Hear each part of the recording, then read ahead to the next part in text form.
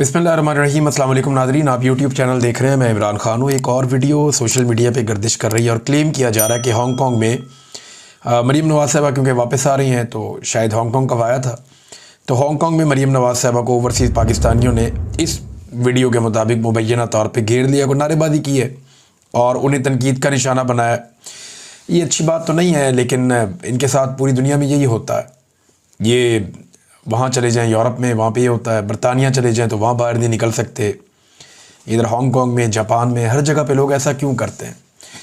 मरीम नवाज़ साहब के वालिद को और इस सारे ख़ानदान को ये सोचना चाहिए कि लोग इनके ख़िलाफ़ क्यों हो गए, और मिलिट्री इस्टेब्लिशमेंट को भी सोचना चाहिए कि लोग उनके ख़िलाफ़ क्यों हो गए। लोग क्यों ये लफ्ज़ लानत का इस्तेमाल करते हैं, लोग क्यों ऐसी चीज़ें बोलते हैं जो माजी में लोग नहीं करते थे।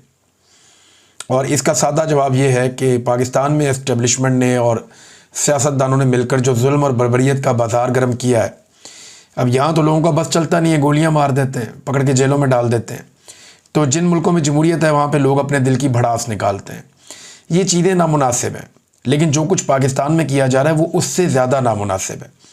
इस सिलसिले को रोकें ताकि नफ़रत की ये आग मज़ीद ना फैले। अगर आप ये सिलसिला नहीं रोकेंगे तो ये आग फैलती जाएगी। खुद ये दुनिया फिर रहे हैं, सैर सपाटे कर रहे हैं, लेकिन कोई रिपोर्ट्स के मुताबिक, और रिपोर्ट स्टेटमेंट की है पाकिस्तान का जो स्टेट बैंक है उसकी ये रिपोर्ट है मुबैना तौर पे, पंजाब ने जो कर्ज़ा लिया वो 405 अरब रुपए का है और ये 38 दिनों में लिया है। अब इतना सारा कर्ज़ा लेकर 30 बंदे लेकर ये दौरे पे चले गए जहाज़ में बिठा के, और वो भी एयरफोर्स का जहाज़, और उन 30 में से कोई 14 बंदे या 13 बंदे जो हैं वो सरकारी नौइयत के हैं और बाकी फैमिलियाँ भी साथ में, यानी ज़ाती मुलाजमाएँ वो भी साथ में, मेकअप आर्टिस्ट वो भी साथ में, दामाद और बेटी वो भी साथ में, उनके बच्चे वो भी साथ में, एक और बेटी और उसकी सहेली वो भी साथ में। ये आयशा अली भुट्टा साहिबा ने ये पूरी एक रिपोर्ट जारी की। कितना अफसोसनाक है। वो जो साथ वज़ीर शदीर गए उनके बच्चे भी साथ में। तो यहाँ पे तो लटरम पटरम सारे ही जा रहे हैं। पाकिस्तान का कर्जा बढ़ता जा रहा है और इनकी अयाशियाँ बढ़ती जा रही हैं। ये रिपोर्टें अगर आप देखें तो इनके मुताबिक तो आपको यही समझ आती है। पंजाब ने 38 दिनों में 405 अरब का कर्जा लिया है। खैबर पख्तूनख्वा 21 अरब का कर्जा लिया। कितना फ़र्क है देखें आप। सिंध 16 अरब और बलूचिस्तान 13 अरब का। और हालात इनके ये हैं कि इनकी अयाशियाँ ख़त्म नहीं हो रही और कर्ज़ों के ऊपर ये अपनी हुकूमतें चला रहे हैं। इसमें एक और चीज़ मैं आपके सामने रख देता हूँ। जापान में इन्होंने दौरा तो किया, बड़ा सरबराह मुमलिकत वाला दौरा किया। वो जहाज़ इस्तेमाल किया जो वज़ीर आज़म इस्तेमाल करता है, वो प्रोटोकॉल इस्तेमाल किया जो वज़ीर आज़म करता है, लेकिन इज़्ज़त इनको वज़ीर आला वाली भी नहीं मिली, स्टेट गेस्ट वाली इज़्ज़त भी नहीं मिली जापान में। ये प्राइवेटली घूमते रहे इधर उधर, फिर पुलिस को बुलाया तो पुलिस ने इनको और ज़्यादा महदूद कर दिया। और पाकिस्तान का टोटल कारनामा क्या है? जो जापान में एक्सपो लगी है जिसको देखने के लिए ये लाओ लश्कर के साथ गए थे सारे एंजॉय करने, टोटल कारनामा पाकिस्तान का ये है वहाँ पे कि नमक का एक स्टॉल था पाकिस्तान का बस, जिस पे करोड़ों रुपया इन्होंने लगाया हुआ। एक स्टॉल नमक का पाकिस्तान ने लगाया कि नमक से बनी हुई चीज़ें। यहाँ पे खेवड़ा की कौन है ना, दुनिया की बड़ी कानों में से एक, सबसे बड़ी। यहाँ खेवड़ा के अंदर नमक निकलता है, तो यहाँ पिंक सॉल्ट निकलता है। पूरी दुनिया में ये हिमालयन सॉल्ट के नाम से बेचा जाता है। आप कहीं भी यूरोप में चले जाएं, अमेरिका में, बरतानिया में, आपको पिंक सॉल्ट मिलता है। ये पाकिस्तान का है, खेवड़ा से ये निकलता है। तो इससे बहुत सारी आइटम्स भी बनती हैं, लैंप्स बनते हैं, दीगर चीज़ें बनती हैं, फनपारे बन जाते हैं, ईंटें बनती हैं इनसे। तो बड़ी खूबसूरत चीज़ें इससे बनाई जाती हैं। वो जो नमक है ना, उसका एक स्टॉल पाकिस्तान ने लगाया हुआ था बस जापान में, और कुछ भी नहीं। ये इनकी वहाँ पर टोटल कारकर्दगी थी। अब इस वक्त पाकिस्तान में सूरत हाल क्या है, मैं दो चीज़ें आपके सामने रखूँगा। एक तो आटा पाकिस्तान में मज़ीद महंगा हो गया। मुझे ये खबरें नहीं करनी पड़ती थी, ना मुझे आदत है खबरें करने की, लेकिन मेरे बहुत सारे दोस्त जो करते थे वो करना छोड़ गए, तो मजबूरन मुझे ये खबर देनी पड़ती है। जब वो ये काम दोबारा शुरू कर देंगे तो मैं ये काम छोड़ दूँगा। वो कह रहे हैं जी मुल्क भर में आटा मज़ीद महंगा हो गया। 20 किलो के थैले की कीमत में 217 रुपये तक का इजाफा हो गया। यानी आप ये समझ लें लगभग 11 रुपये किलो आटा मज़ीद बढ़ गया है, और ये गुज़िश्ता चंद दिनों के अंदर हुआ है। और आटे की कीमत में एक बहुत बड़ा इजाफा हुआ, और इसकी एक और वजह यह कि गंदम की कीमत में भी इजाफा हुआ है। गंदम की जो फ़ी मन कीमत है वो 2200 रुपये से बढ़ के 2800 रुपये हो गई है। ये पाकिस्तान की मीडिया ने इसको रिपोर्ट भी किया है। यानी 20 किलो का आटे का थैला जो इमरान खान के दौर में 1100 रुपये का था, बड़ा रोला पड़ा हुआ था, अभी ये और महंगा हो गया है। और अभी जो इसकी कीमत में इजाफा हुआ वो 217 रुपये का हुआ है, जबकि गंदम का रेट भी बढ़ गया है। जब किसान गंदम बेच रहा था ना, जब गंदम किसान के पास पड़ी हुई थी, तब इस हुकूमत ने किसान से बदला लिया कि हमें वोट क्यों नहीं डालता। तो किसान से बदला लेते हुए हुकूमत ने गंदम जो किसान को पड़ती थी 3000 रुपये में, उसकी कीमत कम करके 2200 रुपये कर दी। बेचारे किसान ने अपना नुकसान के अंदर गंदम बेची, 2200 रुपये मन के हिसाब से गंदम किसान ने बेची हुई है। और अब वो कीमत बढ़ा, बल्कि किसान को तो 2000 मिला कई जगह पे, अब वो कीमत बढ़ा के 2800 रुपये तक पहुंचा दी गई, ताकि वो जो मिडल मैन है या जो माफिया है जिसने किसान से फ़ायदा उठाया और सस्ती गंदम खरीदी हुकूमत की हठधर्मी की वजह से, अब वो फ़ायदा उठा रहा है। और उसको जो फ़ायदा दिया गया वो 50% का फ़ायदा दे दिया गया। ये नहीं, अगर किसी ने 1 करोड़ की गंदम खरीदी है तो अब उसके ऊपर वो बड़े आराम से 40 लाख 50 लाख रुपया बना सकता है। ये पाकिस्तान के साथ ये कर रहे हैं, किसान को तबाह किया, बर्बाद किया। यही गंदम की कीमत जो है वो अगर चंद माह पहले होती, अप्रैल मई जून में होती, तो किसान पैसे कमा लेता, लेकिन तब ऐसा नहीं किया गया। तब गंदम को सस्ता सस्ता सस्ता किया गया। जब किसान की पसली टूट गई, उसका बेड़ा गर्क हो गया, तो उसके बाद अब गंदम की कीमत बढ़ा दी गई, ताकि जो मिडल मैन है या जो माफिया है या जो मिलों के मालिकान हैं जिन्होंने गंदम इकट्ठी कर ली थी, अब वो इसमें से पैसा बनाया और पैसा बन रहा है। पाकिस्तान के किसान को मार क्यों पड़ती है? पाकिस्तान में ना माफियाज बैठे हुए हैं और वो माफियाज पाकिस्तान के किसान को मारते हैं। मिसाल के तौर पे 2 बड़ी अहम खादें हैं। हम जायज़ा ले लेते हैं इंडिया और पाकिस्तान में इन खादों की कीमत का, कि इंडिया में ये खाद कितने की मिलती है और पाकिस्तान में ये खाद कितने की मिलती है। देखें ना, बीच में एक लकीर है ऐसे करके, उस लकीर के उस तरफ भी किसान रहते हैं, लकीर के इस तरफ भी किसान रहते हैं। उधर वाला किसान कितने में खरीदता है यूरिया और डीएपी, और इधर वाला किसान कितने में खरीदता है यूरिया और डीएपी। ज़रा ये कीमतों का मुवाजना करते हैं। एक बड़ी इंपॉर्टेंट खाद है डीएपी। डीएपी खाद जो है वो तमाम किसान जानते हैं कि ये क्या है, और उन सब ने अपनी अपनी फसलों में ये डालनी होती है। पाकिस्तान में इस वक्त इसकी जो एवरेज कीमत है वो 13,800 रुपये है। 50 किलो की एक बोरी होती है, 50 किलोग्राम की, 13,800 रुपये पाकिस्तानी ये डीएपी की कीमत है पाकिस्तान में। अगर भारतीय रुपयों में इसको कन्वर्ट करें, वो भारत का पैसा पाकिस्तान के मुकाबले में ताकतवर है, तो भारतीय रुपयों में अगर आप इसको कन्वर्ट करें तो इसकी कीमत बनती है 4,275 रुपये भारतीय रुपयों में।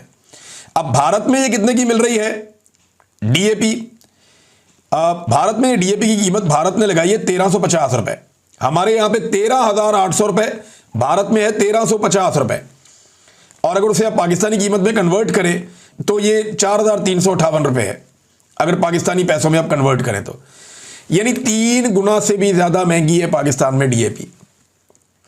जितने की डीएपी भारत अपने किसानों को बेच रहा है, उससे 3 गुना से ज़्यादा कीमत पे पाकिस्तान में किसान वही वाली डीएपी खरीद रहा है।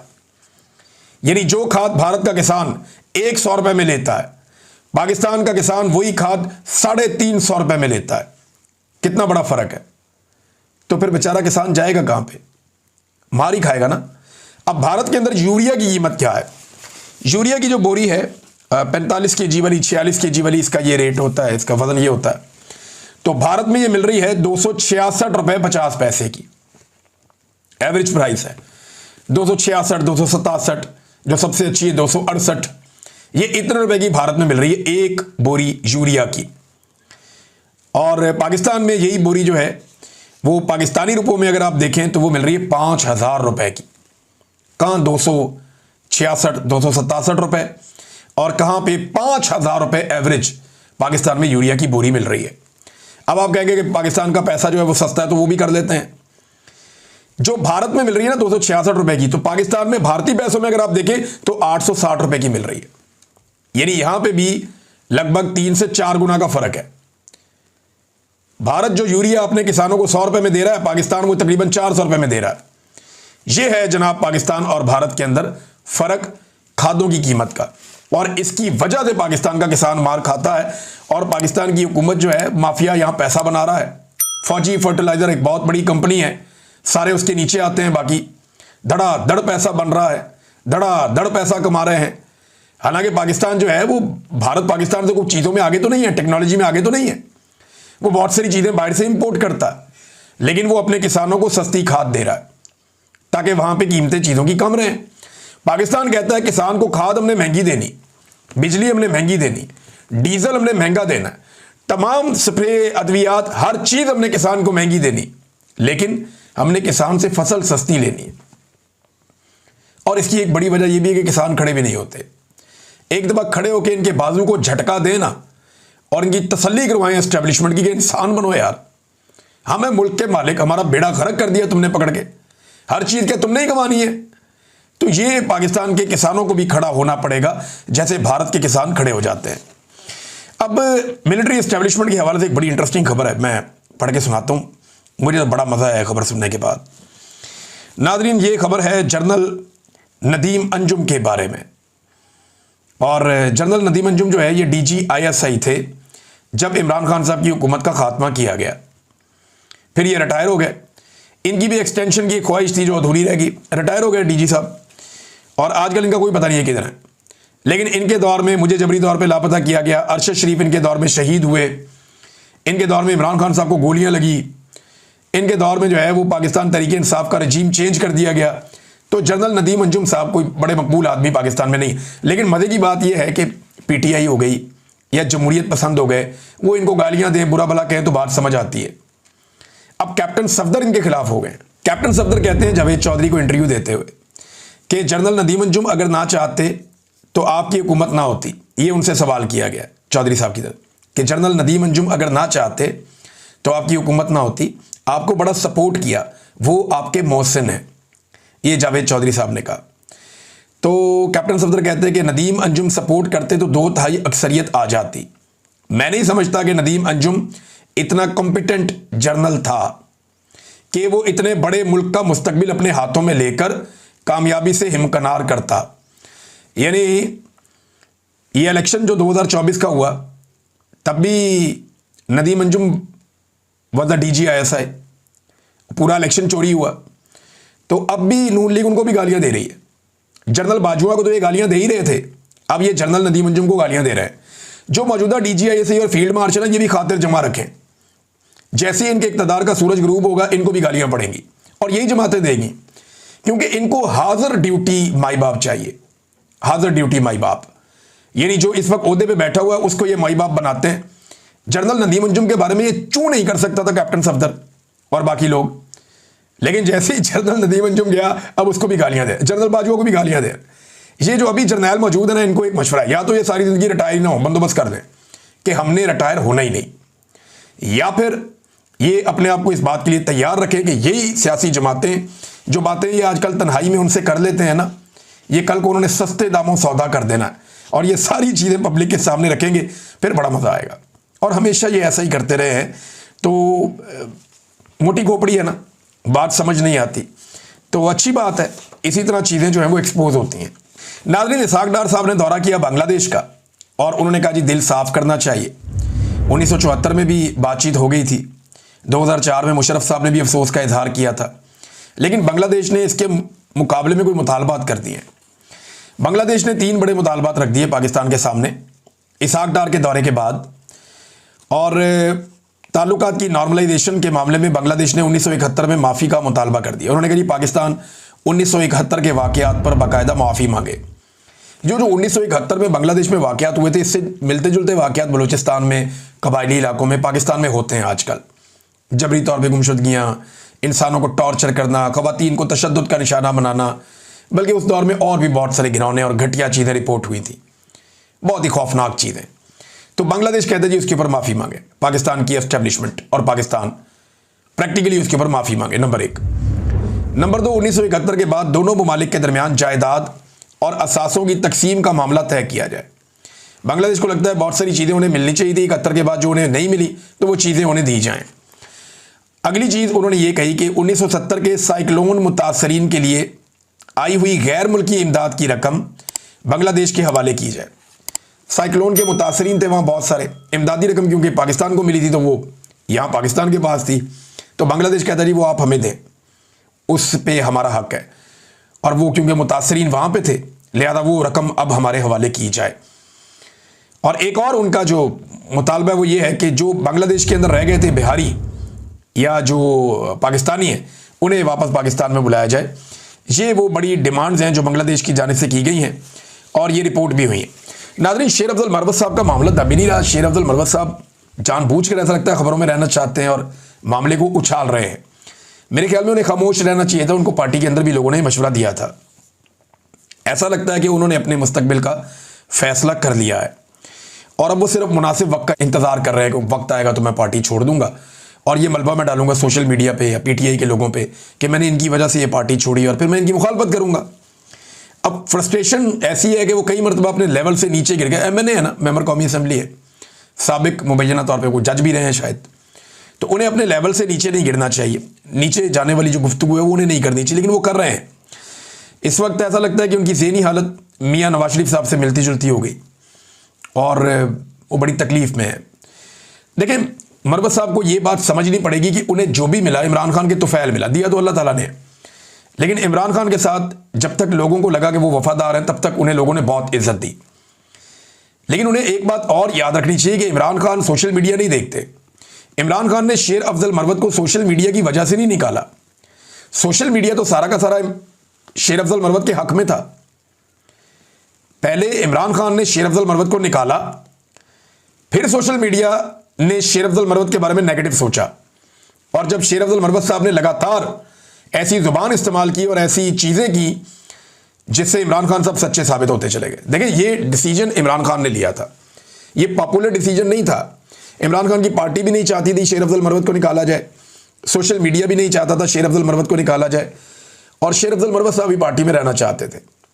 लेकिन इमरान खान वो पहले आदमी है जिसने ये फैसला किया कि शेर अफजल मरवत को पार्टी से निकाल दो। इमरान खान साहब ने शेर अफजल मरवत से मुलाकातें बंद कर दी और शेर अफजल मरवत साहब को पार्टी से निकाल दिया।